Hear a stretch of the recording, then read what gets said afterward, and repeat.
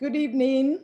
You're welcome to our Grace to Graces event called just had a brain block because I'm trying to watch the waiting for the participants. Actually, let's wait for a few more participants to join. We'll just wait. A few more people to join. I think there are only about 10 people. We'll just wait a few more minutes. We'll give you up till 4:05, and then we will start. We'll give you until 4:05, and we will start. Thank you for joining. I'm just going to just wait a few minutes. I think we're good to go. I think our speaker is ready. So yes, a few more people to join and then we will start. Thank you so much for joining this evening. I know it's busy for everyone. So we will start in a minute. Yeah, 2 minutes. 2 minutes. You're welcome to our program. Yeah, a webinar. Yeah, and it promises to be a lovely time this evening. Yeah, I'm just talking to fill the time, to be honest. Yeah. We want to unpack toxic relationships tonight. We want to see what we can get out of coming together. Okay. You're welcome if you're just joining. We're just waiting one more minute for our participants to join. Yes, and then we can start. You are welcome to our webinar. You're welcome to our webinar this evening. One more minute and then we would start. God bless you. Yeah. It's exactly 4:05 we will start the webinar. Thank you so much. Hope you've had a good day.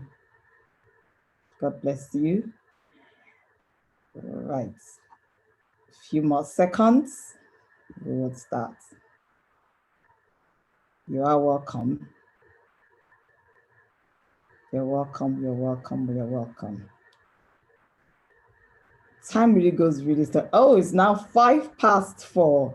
So good evening. Good evening. You're welcome to our webinar, and we're going to be unpacking toxic relationships this evening. First of all, I'm going to tell you a few things about Grace to Graces. So Grace to Graces is an organization for women that was started in October 2013. It's a faith-based charity, even though we cater for the needs of other faiths. The whole vision behind Grace to Graces is that we are bringing a mission of hope, recovery, and healing to women who are going through or have gone through domestic abuse. We will be helping them to recover socially, spiritually, physically, and financially. We want to give a voice to the voiceless, and we want to give a voice to their tears. And we want to make a difference in the lives of people who have gone through even sexual abuse of every sort. And according to the police, one incident of domestic violence is reported to the police every minute. So our own vision is to ensure that those numbers go down. Women break the silence and they are able to talk freely about what they are going through. I'm not going to say too much about the abuse itself. I'm just going to talk about I'll leave that for our speaker. I'm just going to talk about what we do. So we provide counseling service, financial service, legal help. We pray for the women. We have a lot of women who pray continuously for the women who are going through or have gone through domestic violence. We act as their representative if they have to go to court. So those are some of the things that we do. And we partner with other organizations that do what we do. What that is catering for the needs of women who are going through or have gone through domestic violence. On that note, I'm going to introduce our speaker. And our speaker this evening is Fumi Johnson. Fumi is an experienced barrister with 23 years post-qualification experience. She is very, very interested and involved in domestic violence. She's well sought after speaker. She's a woman of many, many parts. I read about and I thought, ooh, I'm going to leave her to introduce herself. But why we invited her this evening is because I attended another webinar where she was a speaker, and I was so encouraged by her zeal, by her passion, and the sheer knowledge that she has about domestic violence. So please help me welcome Fumi Johnson this evening. Fumi, over to you.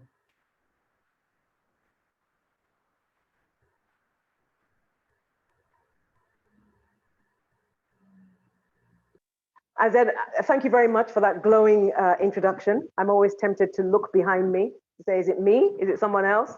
But yes, domestic violence. I can't say that I was always so keen and I was always so involved in domestic violence matters. I mean, I guess like many prosecutors, our view was, well, these women will make a report, they won't follow through. Why should we spend a lot of time building a case that's not going to go anywhere? And so we kind of always thought to ourselves, well, it's not going to go anywhere. And then I got a new boss, and she said to me, you're just coasting, which is never a good thing when your boss can recognize that you're coasting. And she said, you're coasting, that, she wants me to work with her on domestic violence. And I remember thinking, my God, why would I want to do that? It's just, let me go and do something else. But I thought, you don't tell your boss that either. So I went along with her to a couple of meetings. And I remember sitting in one meeting, and a survivor was talking about her experience. And she was talking about her experience at the hands of the police, the prosecution services, various agencies. And I remember thinking to myself, gosh, we haven't treated this woman well at all. That what would happen if we all just did what we were supposed to do? If we gave her the respect that we give any other victim, if it's a victim of robbery or burglary or something, what would happen if we did that? And that, if you like, was the turning point for me. I just thought to myself, I can do better here. And so informally, I became the domestic violence expert for my team. I was working in West London at that time. And so everyone just used to give me their cases of domestic violence. And then the Crown Prosecution Service decided to start a dedicated project on domestic violence.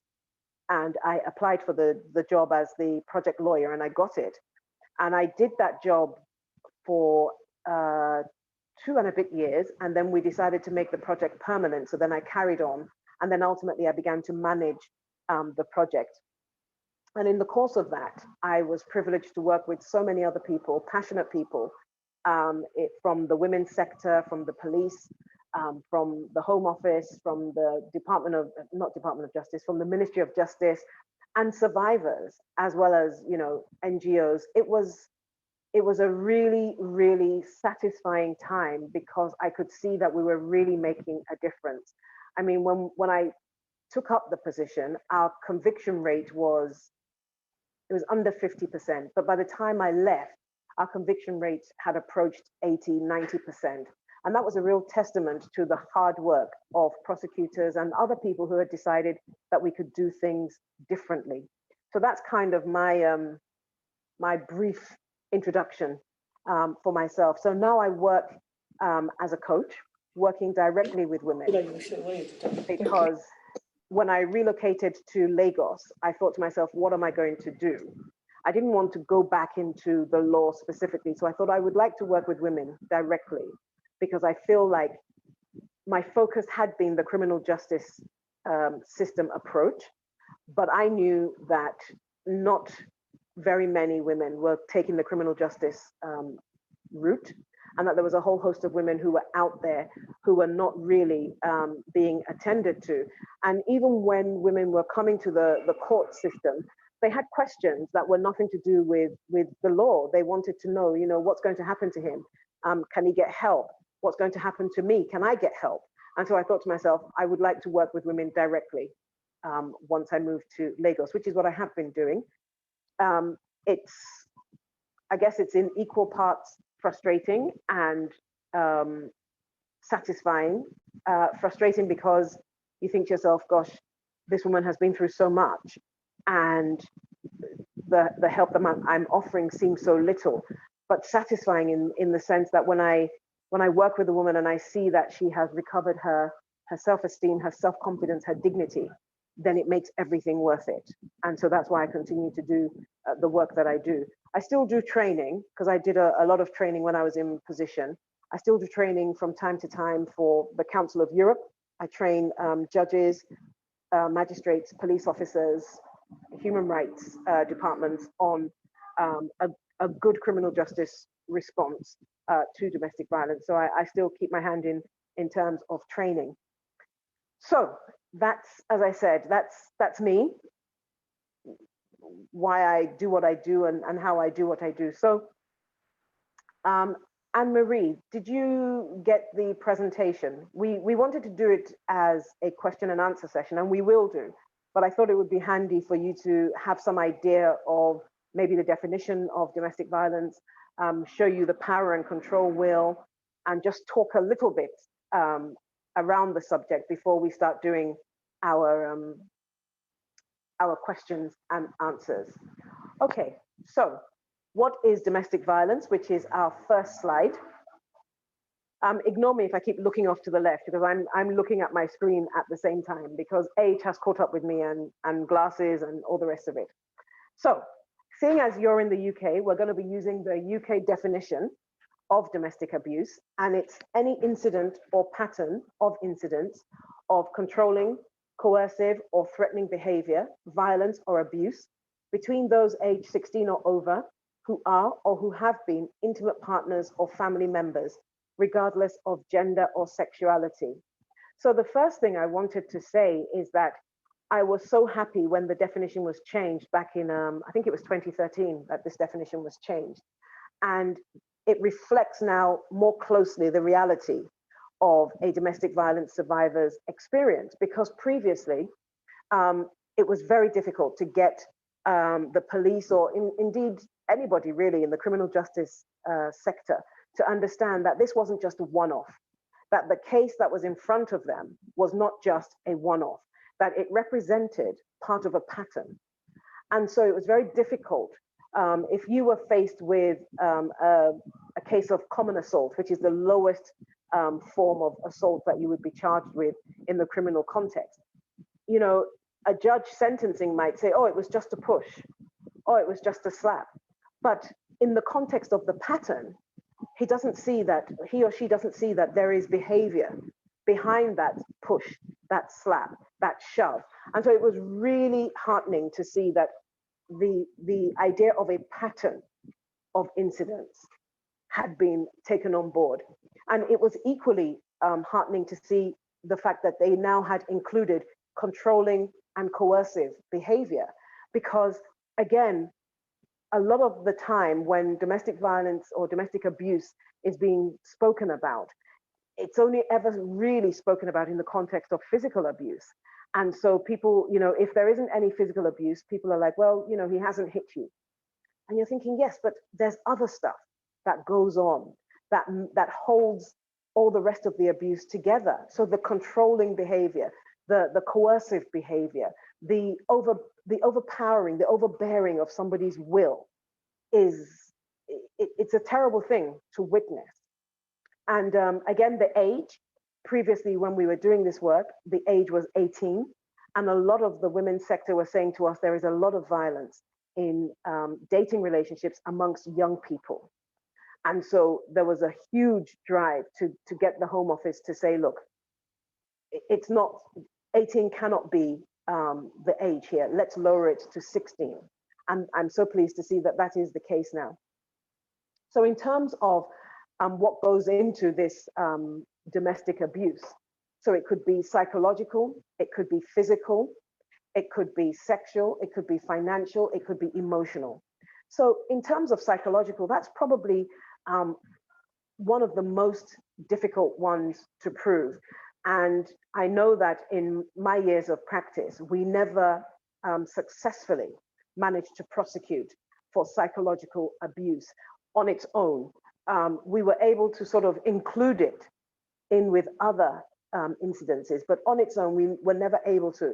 The closest we got to it was a case of a woman who committed suicide, but she kept journals. And in the journals, she was saying what was happening to her. And she was detailing the abuse at the hand of her partner and how that abuse was affecting her psychologically.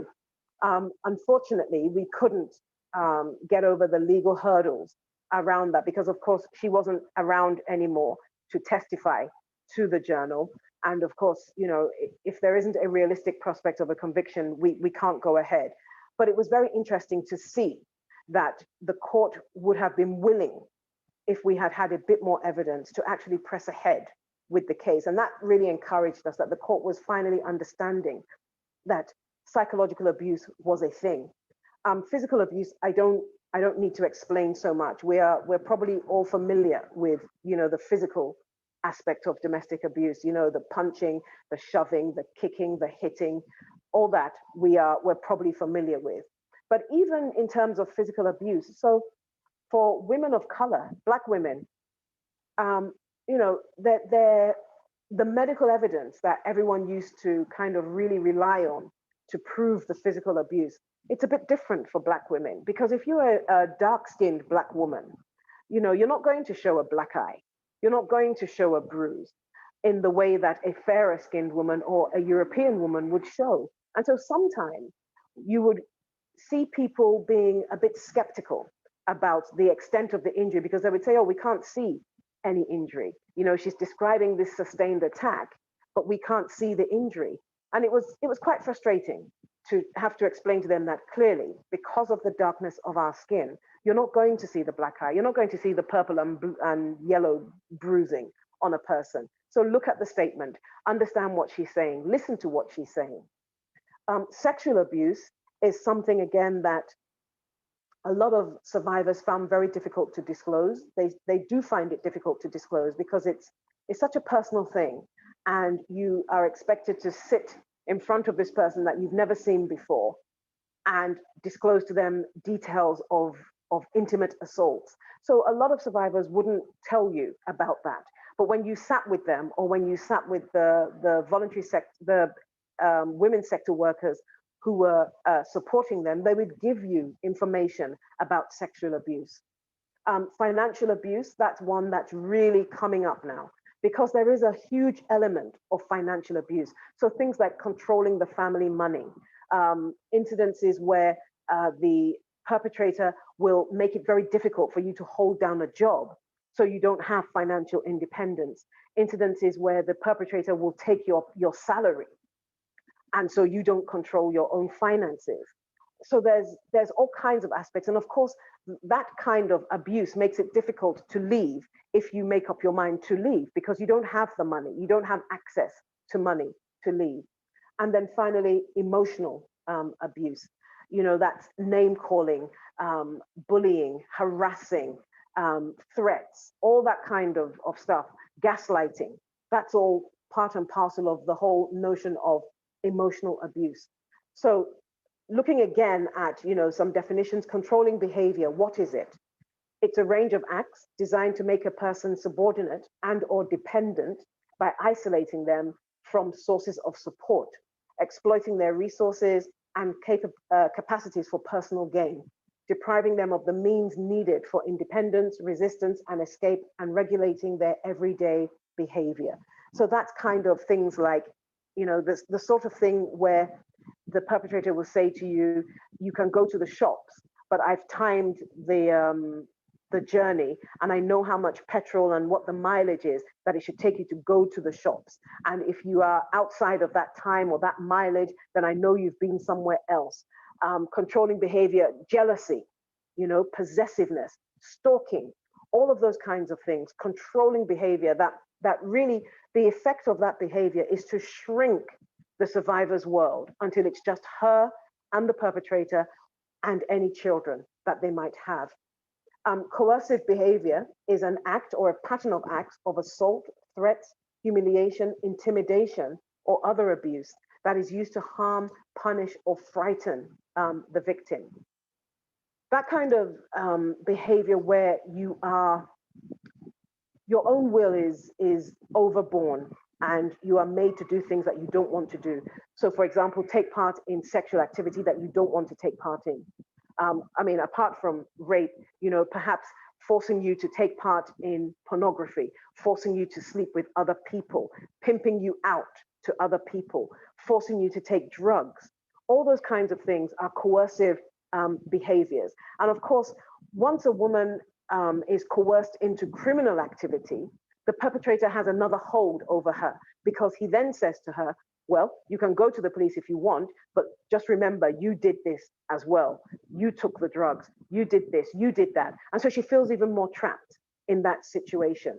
So these are just some of the examples of, controlling behavior, coercive behavior, what is involved in domestic abuse.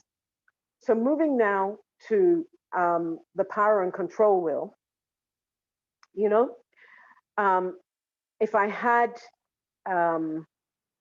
a penny for every discussion I've had about, what causes domestic abuse, I'd be a very rich person by now, because at the center of this power and control will, it's credit to the Duluth Project in Minnesota, a small town in America where this power and control will sort of originated from, that we all sort of use right now. But at the center is power and control, and I know it's very small, but around the power and control center, there are spokes or segments, should I say, that demonstrate examples of abusive behaviors that result from the perpetrator's desire to have power and control. And if you look at the outside of the power and control will, you can see physical violence, sexual violence. If you like, this is the glue that holds everything else together. And it may not actually be actual physical violence or sexual violence. It might be the threat of physical violence or sexual violence. The physical or sexual violence might happen just once or very infrequently, but it's used as a threat to keep the survivor in line. So looking at some of the segments or looking at some of the behaviors in the segments. So for example, using coercion and threats, making her do illegal things, making her drop charges, making and or carrying out threats to do something to hurt her, threatening to commit suicide, report her to social services, it would be for us, not welfare.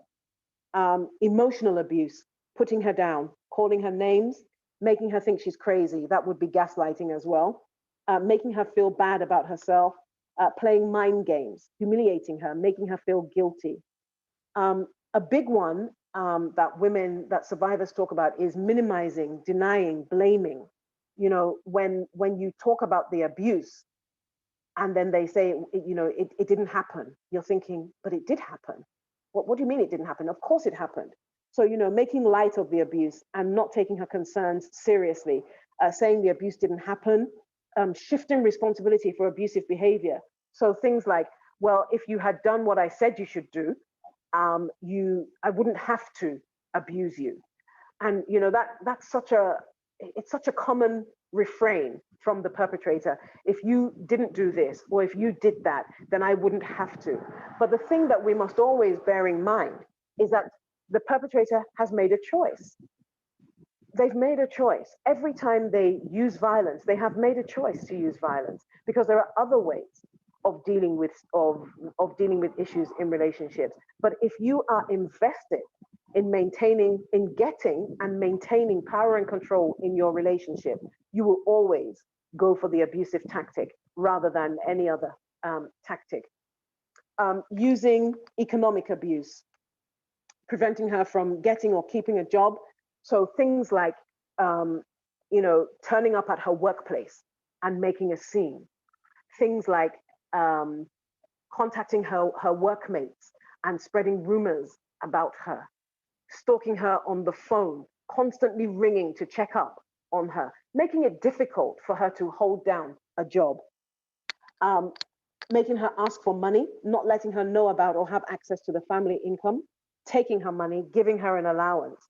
And then another big one is children, using the children, making her feel guilty about the children, using the children to relay messages, using visitation to harass her, threatening to take the children away. So those are just, some of the things. So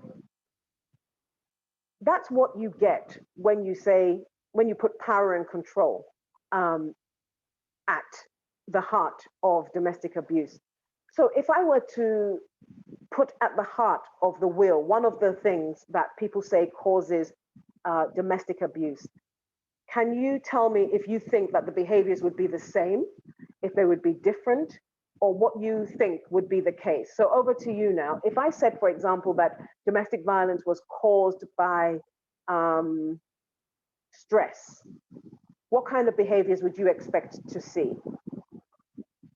So Anne-Marie, if we stop the presentation so that I can see people, it's always easier to see. Yes, thank you.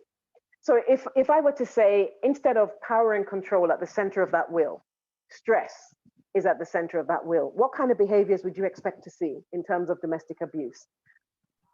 So let me see who I can call. We have participants. Because we're in webinar mode, you might not be able to see, attendees might not be able to unmute themselves. But maybe if they put their answers in the chat, then we can pick it up. Yes, okay, I can see it. I can see it in the chat, so put it in the chat. Oh, there you go. Anyone out there? Do you want to hazard a guess if stress were at the center of domestic abuse? What kind of behaviors do you think you would see? Shouting. Shouting. Yes. Okay, you would see shouting, yeah. Physical violence sometimes. Okay. Name calling. Okay. We have an answer in the, okay. We don't have an answer yet, okay. Fear. So, okay, so controlling. So you would see fearful behavior and controlling behavior. I'm not sure. I don't understand the answers at the moment. Intimidation. Intimidation. Absolutely. Yeah. You would still see intimidation. Yeah. And that's a big one because sometimes, the perpetrator will say to the survivor, if you leave, I know where your parents live, I know where your friends live, and I'm just going to go around there. And because they've done it in the past, the survivor is actually quite clear that that's what they can do. And so they think, I don't want to drag anybody else into this mess, particularly if the perpetrator has done his job of isolating the survivor from her support network, because that's the work that needs to be done first. Before anybody can abuse you physically, they must first dismantle your emotional defenses, because the instinct to defend ourselves is very strong. But if somebody has broken you down emotionally and psychologically, at first, survivors will fight back. And often a lot of survivors feel guilty about that. And that's where you get this narrative that it was a fight. Sometimes you read the papers and you're thinking, what kind of fight was that? Did you not see what happened here? This was not a fight. And it's the root of interventions like, okay, why don't you go to family mediation? And you're thinking, how can you suggest family mediation? The power dynamic is in no way equal here. So we cannot send people to family mediation. And let's not forget that perpetrators are usually very, very charming people to other people. They have a persona that they put on. So, all of a sudden you report the matter and all of a sudden you're hearing, well, it's been so tough with her. She has these mood swings. And when she has them, I don't really know what to do. They paint this picture and people around you are thinking, oh, what a poor man putting up with you. Why can't you behave? Why can't you learn how to control your anger? And then you're thinking as a survivor, you're thinking, why would I report this situation to anybody? Because he's now turned everything around and it looks like it's my fault. And he does that to discredit you, so that even if you break out, people are like, "Ah, but you know, you and your mood swings, you know how you can be." And particularly if she's already feeling conflicted about retaliating, because at first survivors will retaliate. You know, if someone hits you, you're going to try and hit back. If someone abuses you, you're going to try and abuse them back. But that's when it's just beginning. After a while, when you've been broken down, you kind of think to yourself, you know what? It's safer not to. Let me just arrange things so that the beating will not be too much. It will not be too long. The kids won't get involved. The neighbors won't come. Let me just. So you learn to manage the situation, or you think you're managing the situation. And you just kind of like, okay, let's just do what we can. So apparently I've got some more answers here. So snapping, okay, snapping, physical violence, definitely. Yes, Esther, perpetrators are often very charming, scarily so. Okay, so back to the presentation quickly. Oh, good, okay, so we don't need to go back to the presentation just yet. So how about alcohol? So that's another one that people say, that alcohol is the cause of domestic abuse. Let's say alcohol and drugs, because they're both substance dependency things, alcohol and drugs. Would we see the same sort of behaviors?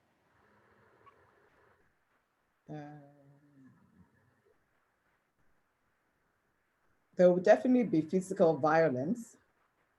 It could be. Sexual violence could be. Sexual abuse, sexual abuse. A lot of anger, I think, as well. Well, I don't want to say all the answers. Like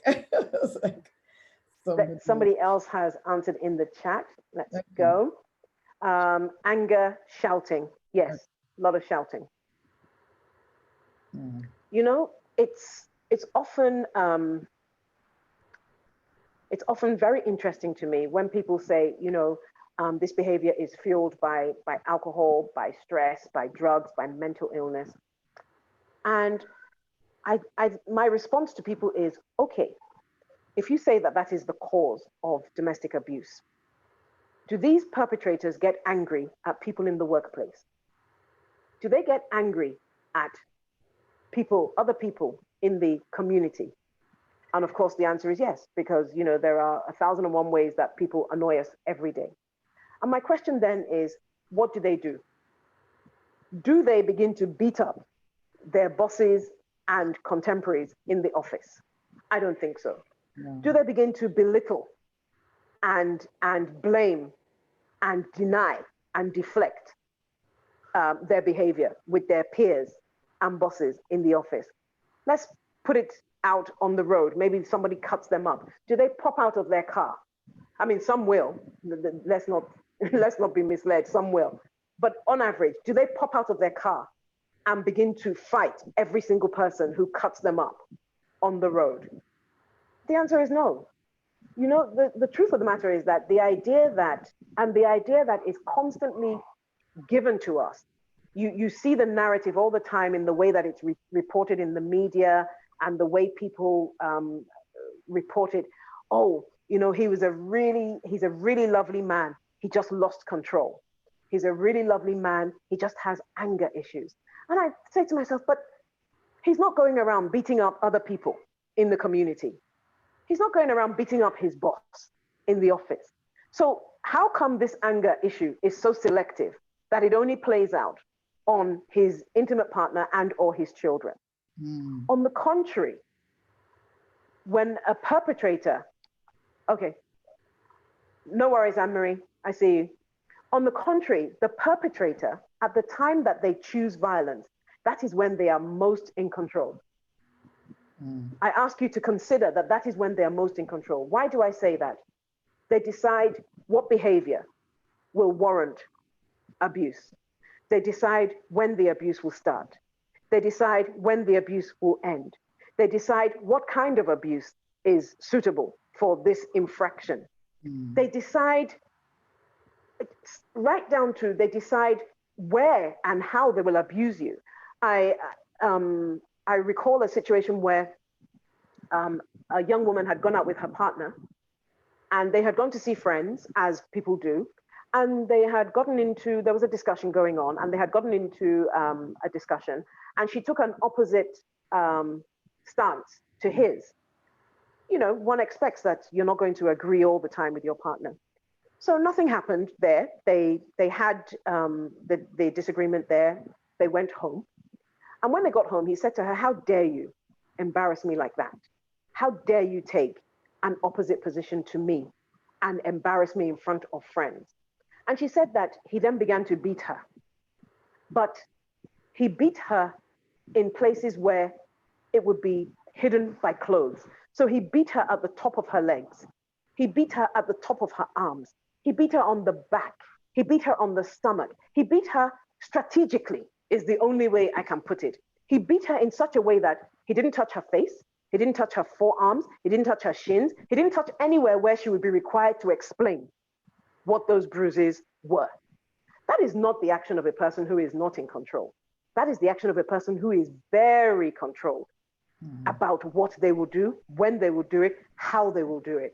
So I think, you know, if anything, if you can take that message to people, if people come to you and say, "Oh, you know, he's a lovely man, he's just a bit angry," if you can just remember that this anger seems to be selective in the cases of domestic abuse. So we question, how angry is he really, that it's fueling the abuse? Now, what I would say about alcohol, stress, mental illness, drugs, they can make the abuse worse.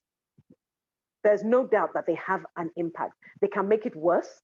They can make it more sustained. They can make it more frequent, but they are not the root cause of it. Because there are lots of people who have dependencies who do not go around hitting other people, assaulting other people. So it has an impact, no doubt, but it's not the cause. So if you can just bear that in mind. So it's a spectrum of behavior, because often people say, what signs should I look out for? You know, it's a spectrum of behavior. It's not to say that until everything on the power and control wheel is present that you're being abused. Your perpetrator might play in just one or two sectors, but that doesn't mean that you're not being abused. So don't for a minute go away thinking, this perpetrator, it's emotional abuse. What he does falls in the category of emotional abuse. So therefore, it's not really abuse, which is what people have been saying for a long time. Oh, it's just name calling. You know, it's not as bad as if someone hits you. I don't think that that's true. I don't think we should be in the business of trying to put abuse in a hierarchy. Oh, you know, your abuse is worse because he does it 3 times a week. No, mine is worse because he does it every day. No, there's no hierarchy of abuse. We don't get medals for abuse. Abuse is abuse. Whether they use one segment or they use all the segments, it's still abuse. If it is overbearing your will, if it is causing you hurt, harm, any one of those behaviors, then it's abuse. And so it's a spectrum of behavior. But unfortunately, it's the kind of thing that people don't wear signs on their head that say, I am an abuser, avoid me at all costs. They don't. Where they typically start is, it starts with behavior that seems quite harmless. You know, you're dating this person and they're calling you all the time. And you're thinking, wow, he must really like me. He's calling me all the time. And, you know, your friends are saying, we can't even go out with you and your boyfriend isn't calling. I say, but you know, he really likes me. He really loves me. You know, my other boyfriends, they were never concerned about where I was. He is always concerned. He always wants to know where I am. And then he escalates it to, you say you're going somewhere. And about half an hour later, you see him pop up in the place. Oh, you know, babes, I really missed you. I wanted to make sure that you were getting home safely. So I came to meet you. On their own, those behaviors seem quite benign. But when you now start to put them together and you see the impact on you, if a person's behavior has the effect of shrinking your life, it doesn't matter how benign it looks, that person is an abuser. If their behavior has the effect of cutting you off from people, that behavior is not benign. That behavior is isolating you. And isolation is one aspect of abuse. So it's a spectrum. So I'm not saying, you know, if someone has a boyfriend who really is all over her, that he's an abuser. No. But look at the impact of the behavior. What is the impact? of his behavior? Does it allow you to still continue your life, or does it shrink your world to only him? So for me, I have a question for you, actually. Yes. So in your experience with domestic abuse and obviously working with women who have gone through domestic violence, have you ever spotted toxic relationships in your work? Have you spotted toxic relationships? Do you, even when you haven't been working with them directly, you've just maybe amongst friends, amongst family, have you spotted toxic relationships? And what are the signs that helped you to see that, this is a toxic relationship? You know, what I say to people is that not every bad relationship is an abusive one, but every abusive one is a bad relationship. And in terms of toxic relationships, you know, there are some people that it's not abusive, but the combination of the two of them together is not good. They are just not good. I remember going out once, and this couple, they were notorious. You would go out, and it wouldn't take them any length of time at all. They would begin to fight with each other. They would begin to abuse each other. They would begin to beat each other up. We only ever saw it in the context of mutual behavior. So I don't know what was going on behind closed doors. But that was clearly a toxic relationship. They had no business being together. What? The combination was just not good. So in terms of toxic relationships, for me, I pay attention to how people relate to each other. So there are some toxic relationships where you see the way that people speak to each other. There's a complete lack of respect. They're constantly zinging each other. They're sharing information that should not be shared publicly. You know, they just let it out there in the midst of people, and you're like, we don't need to know that. Please, you know, keep that behind closed doors. So that's maybe toxic, but may not necessarily be abusive. So when you see relationships that are characterized by a lack of respect, you start to think to yourself, what's going on there? What's really going on there? And then when people talk, you know, if someone is saying to me, you know, my partner never listens to me. So for example, I do marriage counseling in church. And I was doing the intake interview for a couple. And we ask them, we say, you know, bearing in mind that nobody is perfect, you know, what are some of the things that you perceive as weaknesses in your partner? And the young man wrote about his partner. She's got she lacks financial know-how. She's not truthful. He had this laundry list, and I thought to myself, wow, this is not great. And then I looked at her form, because we asked them to fill the form separately. And she said controlling. I thought, okay. And so when we were having the one-to-one, that was where I focused in on that. And I said to him, I said, okay, so give me an example of her not being truthful. And what he said to me it just made me so concerned. She's abroad, he's in Nigeria, and he wants to know where she is at any given time. He's like, she told me she was going here with this person, and we were having a discussion, and it turns out she was not there with that person, and she's not truthful. And I was like, ooh, okay. So I said to them, I said, you know what? They want to get married in December. I said, I'm not sure that you guys are ready to get married. You've been conducting this relationship long distance. I'm not sure that rushing into marriage is the right answer for you guys. I think you need to work on aspects of your relationship, trust being one of them. For me, that put up red flags straight away. Would you put up red flags? Toxic relationship? From what she was saying and from what he was saying, I would have said that definitely that was a kind of toxic relationship. The level of control he wanted to exert was worrying to me. The kinds of things that he said about her, I thought to myself, gosh, why do you want to marry her? Because number one, on his list of things that made her attractive to him were her body. She has a fantastic shape. I thought, okay. Not to say that you shouldn't want an attractive partner, but comparing it to the things that you've said are wrong with her, I'm thinking, what else has she got to offer? Because a body will change. If she gets pregnant, a body will change. Once she has the baby, a body will change. If that's the only thing causing you to be attracted, I have news for you. That will change. It's just life. So, you know, toxic relationships are not always abusive relationships, but an abusive relationship is always a toxic one. So somehow it's, I don't know, if something triggers you, if something takes you aback when you're hearing about it, you think to yourself, a relationship that's characterized by a lot of secrecy, I think to myself, what is it that you are not wanting your partner to find out about? What is it that you're not prepared for her to know? You know, when a person is keeping you away from their friends, from their family, every time you ask to meet them, they're saying to you, not now, not now. There'll be time enough for you to meet them. I'm like, if we're on the way, if we're talking serious relationship, I should meet them.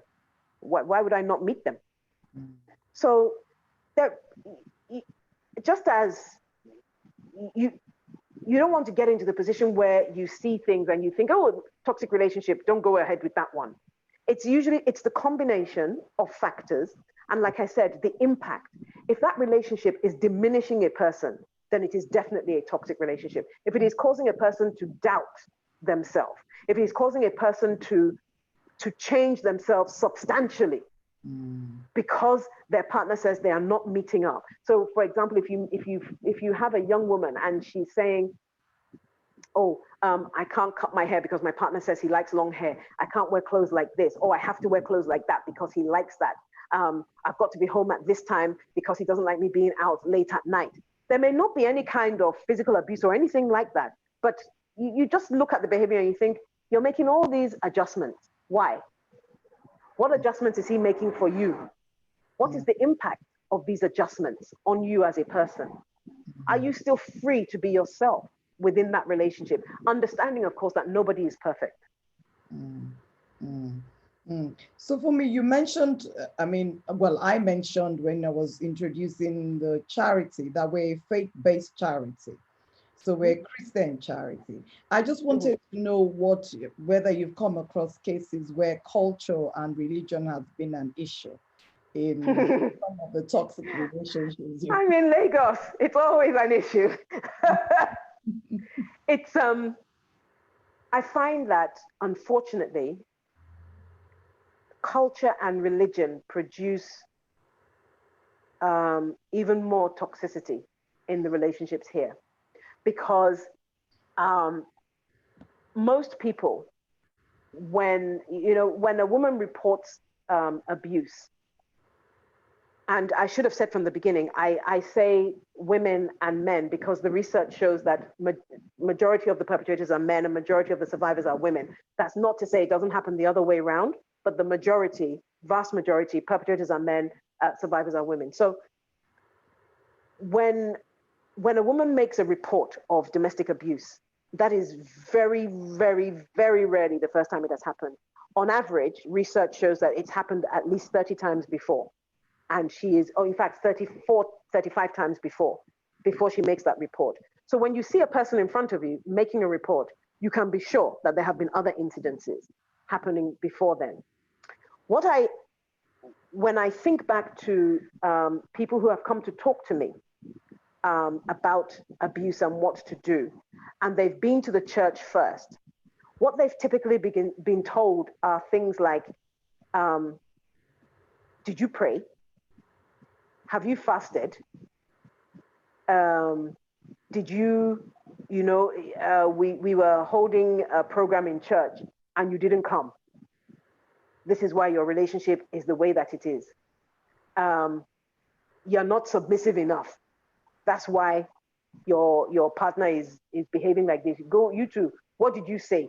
What did you do? So in our society, in our culture, religion, culture, they are so strong in the words that people speak to people who are going through this, that I wonder how anybody survives. I really do. Because 9 out of 10 times, okay, let me not say 9 out of 10 times, 7 out of 10 times, if you go and report abusive behavior on the part of your spouse or your partner, you will be made to feel that it is a deficiency in yourself that has caused this behavior. Did you cook on time? What did you cook? Did you ask him what he wanted to eat? Did you talk back to him? Were you respectful? As in, you're like, okay. And then they give you this. I've got on the chat. Have you fasted? Yes. I know someone who was going through, this wasn't an abusive relationship. Her husband asked for a divorce. And when she went to the church, they said to her, it's because you're not regular in church programs. That is why your husband is asking for a divorce. I was like, are you paraphrasing? Or that's what they told you when you went? She said, that is what they said. That she's not regular in church. That is why her husband is seeking divorce. You know, so the combination in our culture is, it's particularly poisonous. And that is, for me, that is sad, because the church or religious leaders is normally the first port of call for anybody here. That is where they will go first. They will go to friends, they will go to family, they will go to church. If they are people of faith, they will probably go to a church leader first. And then friends, family could be second, third. But even friends and family, you know, if you are an older woman, and that is relative here, so you could be 30 and they'll be like, your time is running out, you know, and you say this, and they say, so you've been dating this guy for 3 years, and because he has said this, because he has done that, you want to leave him? Where do you want to find another one?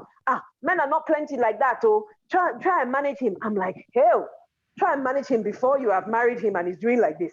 When he puts the ring on it, he has license to just do and undo as he likes. For me, because we are managing. I know you were in the UK. Did you come across issues like that when you were in the UK? You mean in terms of religion and culture? You know, it's interesting. You would think not, but I find that some people, even though they're not living in Nigeria, they're living in Nigeria because they don't mix with anyone other than Nigerian people on a regular and in-depth basis. So their closest friends, all of their socializing, everything is Nigerian. And so when they are going to ask anybody for advice or anything like that, they're going to go to another Nigerian who is going to tell them exactly what your friend back in Nigeria would tell you. You know, so so that's where we get to the place where people say things like, I need a marriage counselor, but I don't want one of those church religious ones. And I just, whenever they say that, I always feel sad because I'm thinking we should have the answer to these things. How can it be that people are trying to avoid us?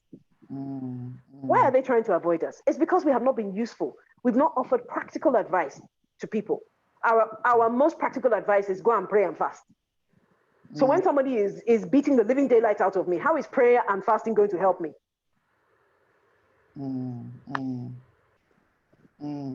Someone's put a question on the chat and I'll read it. It says, okay, what should I do when I am not sure about my partner meeting the family? And I'm not even sure whether he's abusive or not. I think you have to,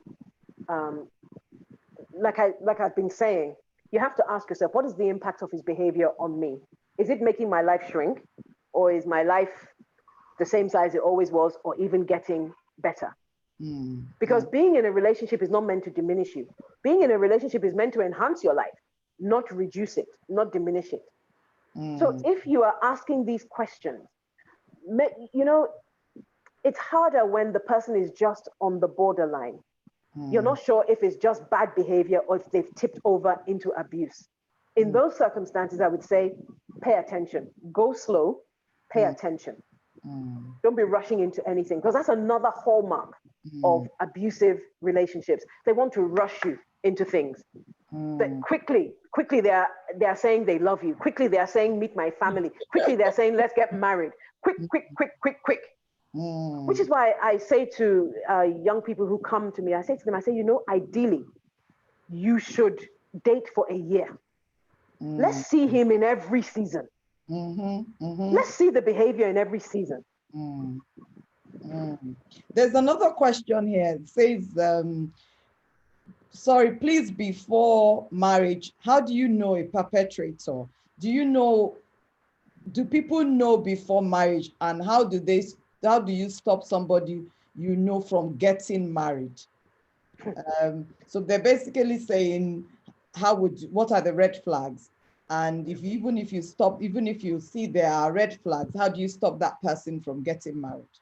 So this is not you experiencing the violence, it's somebody you know and care for who is who you think is experiencing violence. Yes. I'm going to share a personal story with you. I have this friend. We've known each other since we were teenagers.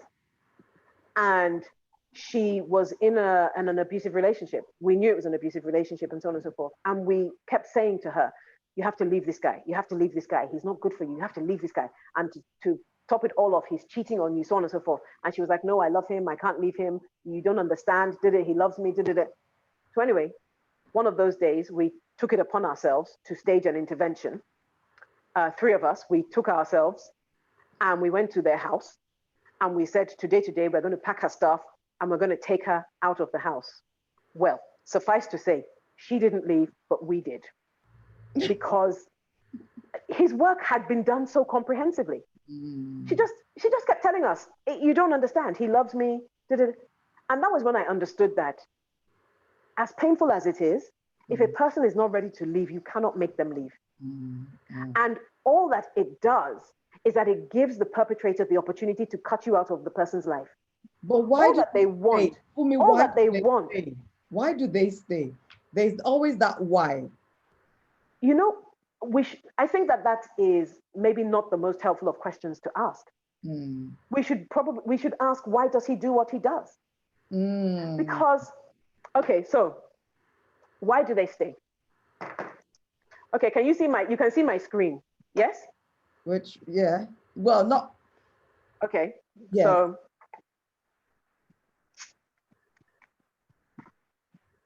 I have a Pepsi Max. So this is Pepsi Max. You've seen me pour Pepsi Max in here. This is my water bottle. What drink is this now? Pepsi water. Sadly, they don't really sell Pepsi water, so we would have to find some way of explaining what this drink is. Why do women stay? Because how does she separate abuse, love, fear, trauma? How does she separate it? If the person was unremittingly abusive, as in from morning till night, every day of the week, most people will say, that's it, I'm going. This person is just evil and or mad, I'm going. But in reality, most relationships are like this. Some days he is great and you cannot conceive of a better partner. Other days, he is the most evil person in the entire world. But when you put it in the whole, you have this. You don't have this and this. You don't have a day where you can say, it's Monday, it's Pepsi Max day, let's stay safe. You don't have a day where you say, today, it is water day, he's okay, let's remain here. What you have is a combination. You don't know who you're going to meet from hour to hour, from minute to minute, from day to day. And most women who stay, it is a triumph of hope over reality because they remember what he was like at the beginning. They remember and they think, if I can do everything that he says I should do, and if I can stop doing everything that he says I shouldn't do, then maybe he will return to being water day and I will never have to see Pepsi Max man again. equally, in this combination, we have children, we have money, we have friends, we have investments, we have things that we have mingled in our lives. How do I begin to separate it? How do I begin to say, this is mine, this is yours, you are bad on this day, you are good on this day? How do I separate it? We can't. And so it has to, you see, the reasons why women stay are also often the reasons why women go. So children, some women will leave when the abuse begins to affect the children. Some women will stay in spite of the abuse affecting the children because they will say, where will we go? We don't have money. When he's okay, he pays for them, he looks after them. What are we going to do? You see, when we tell women to leave, apart from the fact that that is not actually the safest option for most women, when we tell women to leave, all of the negative circumstances associated with leaving, they are immediate. So if you leave the perpetrator today, no, chances are your financial situation will be worse off. Even if it's not worse off, you still have to find somewhere to live, Sha. Your children are taken away from their support network and systems. You yourself, you now have to start thinking of how you're going to do what you're going to do. All of those things are immediate and their impact is felt immediately. The things that we promise you that you will feel when you leave, things like you will feel safe, things like your self-esteem will improve, your self-confidence will increase, you will have another relationship. All those ones are in the future and you have to do work to get them. It's not as if when you leave, all of a sudden self-esteem will suddenly pop down and visit you. It will not. You have to do the work. Even a new relationship, you will now begin to think to yourself, a new relationship, okay, how do I know that one will not be mad as well? So for me, before we round up, because we've actually run out of time, I just wanted you to touch on what people can do, what practical help, what practical tips on what people can do in terms of if they find themselves in such toxic relationships. So just practical things that they can do on a day-to-day basis, Okay. And someone's asking, where do the abuser's family fit into all this? Like I said, they're often very charming. They are often very plausible. I'm answering your last question first. Okay. They're often very charming, often very plausible. They always have a good explanation for what has happened. I was just really stressed at work. She made me angry. We had an argument. It wasn't like that. And then before you know it, they are mediating for you as if the balance of the relationship is equal. So it can be very difficult. It can be very difficult indeed. I've only ever heard of one situation where a perpetrator's family actually spoke to his fiance and said, don't do it. Do not do it. This man will make your life hell. Do not do it. And she went ahead. And when she ran to them, they said, but we told you. And you went ahead and did it. That was not the most helpful of responses, but in their defense, somewhat, they told her, this guy, he's not a nice person. Okay, so you're in this relationship now. What do you do? It's about safety then. It's about safety. Because at the end of the day, there's no point telling you to leave if when you leave, you're not going to be seriously harmed or killed. Because that is when most women are seriously harmed or killed, at the point of leaving or after they have left. Because if you think about it, a perpetrator wants to maintain power and control. You leaving is a big assault to their power and control. So they have to do something big to get your attention. But you're not going anywhere until I tell you you can go. And that doesn't normally happen until they find somebody else that they want to go and be tormenting. So in a way, as a survivor, you're thinking, please go and find somebody else and let me just go. Or you go. So the most important thing is safety. What does that safety look like? So you want to, I always say to women, I say when they're doing safety planning, have a go bag. When you're going to have a baby, for those of us who've had babies, they tell you to pack your hospital bag, put everything inside there, so that you're ready to go to hospital whenever. If you are experiencing abuse in your relationship, so this is an abusive relationship, if you're in an abusive relationship and you have worked out that it's an abusive relationship and you're thinking to yourself, I don't want to remain here, but I'm not able to go just yet, or I'm not ready to go just yet, have a go bag. Put things in your go bag that you know you will need. So things like your certificates from school, because if you're going to look for a job and you know you need to prove your educational or your work qualifications, have your certificates in a bag. If possible, have your passport in the bag. Money. Have money somewhere that only you have access to. If you have to take 10p out of every pound he gives you, just put it away somewhere that only you have access to. Because when you leave, it's not going to be a nice, polite leaving. It's not going to be, I'm sorry, I've had enough. I'm going now. Most likely it's going to be I can't take this anymore. I must flee right now. And that could be the middle of the night. It could be at a very inopportune time. You might have very limited time to flee. You don't want to start looking for passport, for bank card, for certificates at that time. You want to be ready. You want the bag to be ready, and keep the bag elsewhere. Keep the bag elsewhere. And if you are a person who has somebody in your life and you suspect they're being abused and you're talking to them and they don't seem to be listening, forget that. Just make sure that you still stay in contact anyhow you can, no matter how difficult you think they are being. Just stay in contact, because you never know that if she wants to leave, you may be the one she calls. She doesn't want to hear from you on that occasion. Hey, I was trying to help you and you didn't want to help me, so I have no time for you right now. No. Even though she seems not to be listening, she's listening. Yes, keep the go bag outside the house. It's much safer. Keep the go bag outside the house. You know, I remember I had a friend. I suspected she was being abused. She didn't tell me, but every time I saw her, I would just drop something into the conversation. I'll say, oh, did you see that program? You know, blah, blah, blah, blah, blah. The day that she called the police and she proceeded with the charges, she said to me, she said, you knew I was being abused. I said, yes, I did. She said, but you never said. I said, because clearly you were not ready to hear. She said, it's true, because I didn't believe that it happened to girls like me.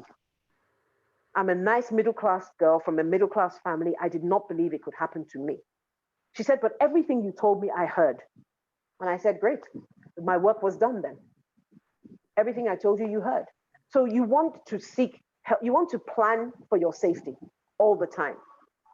You want to consider the risks. You know, is the violence getting worse? Is the perpetrator keeping weapons in the house? Are they threatening you with weapons? Are they threatening you, your loved ones, your kids? You know, the risks. The survivor is the best judge of the risk. She knows how it's going. She thinks to herself, this is a bit more than usual. Let's see how we're going to do this. So you really want to think about safety. You want to think about the risks.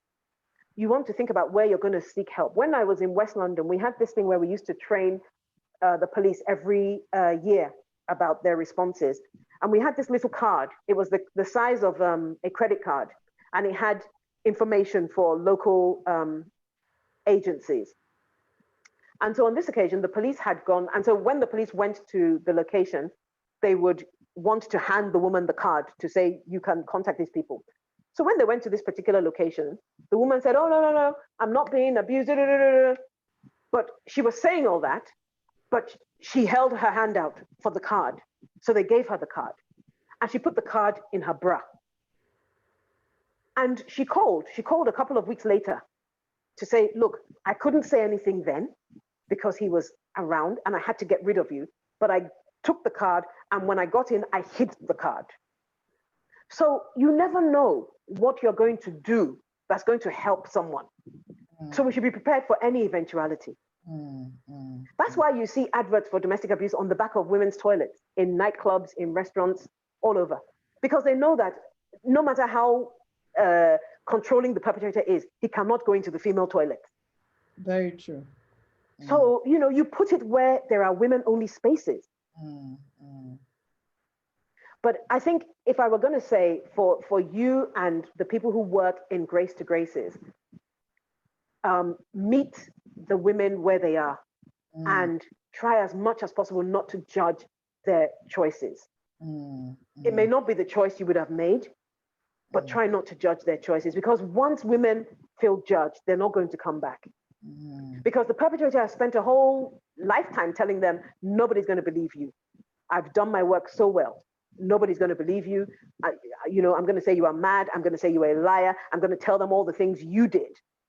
Because women will turn to different things to cope. Some women will turn to drugs. Some women will turn to alcohol. How do we know how we would react if we were in a difficult situation? How would we know how we would react? How do we know we wouldn't turn to alcohol or drugs? We don't know. We pray not, but we don't know. So as much as possible, meet people without judgment. People's behavior, they do the best they know how to do in the way that they can do it. And if it is that behavior that kept them safe, then they're going to do it. They're going to do it. And we have no right to judge. I've got something on the chat for me, which is quite funny. And someone saying, or quietly go crazy. There are a lot of women who are quietly going crazy because they've reached out. They've reached out. They've kind of done a little kind of, like when a turtle is going and then it sticks its head out small and it comes back. They've done that. They've reached out, and the reception they have met has made them think there's nowhere for me to go. If I mention this, what is this person going to think? What are they going to say? So shame, imagine shame as well. There's a lot of that. There's a lot of that. And so meeting a survivor with blame for what she did or didn't do is only going to heap that shame. Because imagine if you've now been forced into prostitution by your partner. You're going to feel an immense amount of shame because, number one, what you have done is illegal in the UK. And number two, the perpetrator has made you see that you've been sleeping with men for money. Never mind that he made you. Yeah, so Olamide Balogun, it has happened. People have been forced into prostitution by their partners. They have. Some people have been trafficked by their partners. So the fear to leave the relationship. Someone's asking, how do you overcome that fear? Like I said, people reach a place where they say, I can't do this anymore. I can't go on anymore. So the threshold you reach, and you have there's a threshold you reach and you think, I can't do this. Yeah. For some people, it is children. For some people, it is the violence escalating to a level that it has not been before. They think, if I stay here, he will kill me. So and people often say, oh, but these survivors, they don't think about their own safety. It's not true. They are constantly thinking about what will happen. Because the perpetrator has spent a lot of time telling them, if you leave me, I will kill you, I will kill your children, I will kill your mother, I will kill your father, I will do this, I will do that. So they spend a lot of time and energy managing the situation because they don't want to drag anybody else into this madness with them.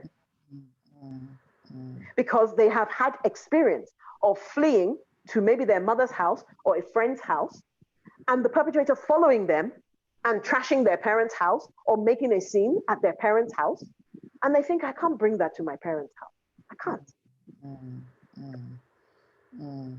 Okay. I think we've run out of time for me. We could go on and on. We could. But we want to, any final word for us? I think just meet people without judgment and with kindness. Meet them with kindness. Just because their reality is not your reality doesn't mean it's not their reality. Just put aside your own reality first. Meet them where they are with kindness. And don't rush in to try and help. Allow them to set the pace, because remember, they're coming from a situation where the perpetrator has been controlling and controlling and controlling. So you coming in the name of, let me help you, I'm going to do this, I'm going to do that. It's almost as if they're exchanging one form of control for another. For another. So let them dictate the pace. It may seem very, very slow to you, but let them dictate the pace. Let them dictate the pace. Well, thank you so much for me. I know we can go on and on and on. Even on the chat, I can see that's really... Yes, I was going to say, I hope I've answered everybody's questions, if there were questions. Yeah. Yes, keep the go bag outside the house if you can. Yes, passport, money, bank cards, school certificates, definitely. Someone says, women are like that mixture too. Yes, they are, true. A year is even too short. Yes, I would agree. I would say the longer you see him, the better. Maybe church should not be allowed to counsel. I wish you luck with telling them that they can't counsel. The truth of the matter is that the counseling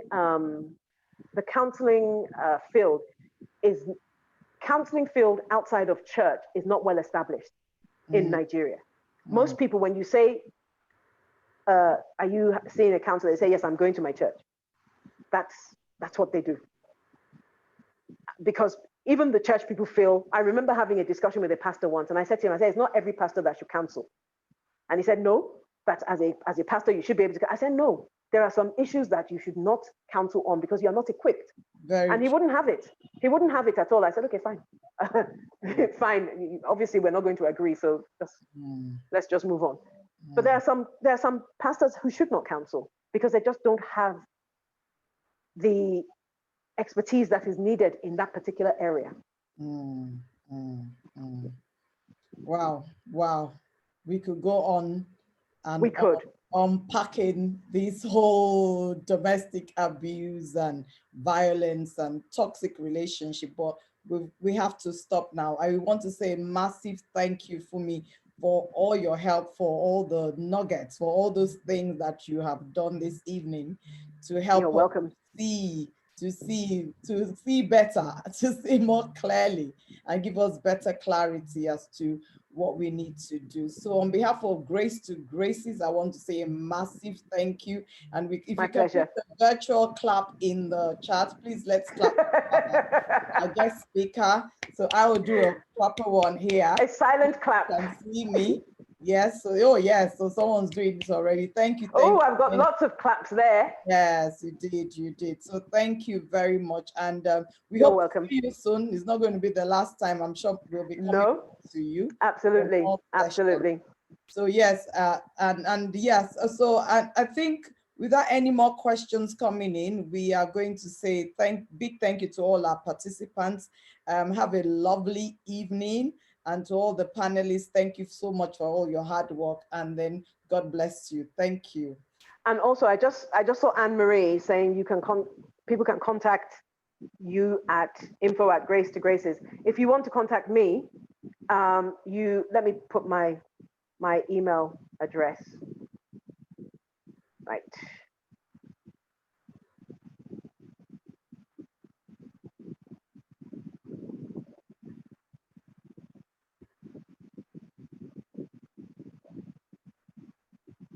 Okay. I've seen it. Thank you for me. Yes, you're most welcome. Thank you so much for having me. Thank you. Speak to you soon. Bye. Bye. Bye. Bye.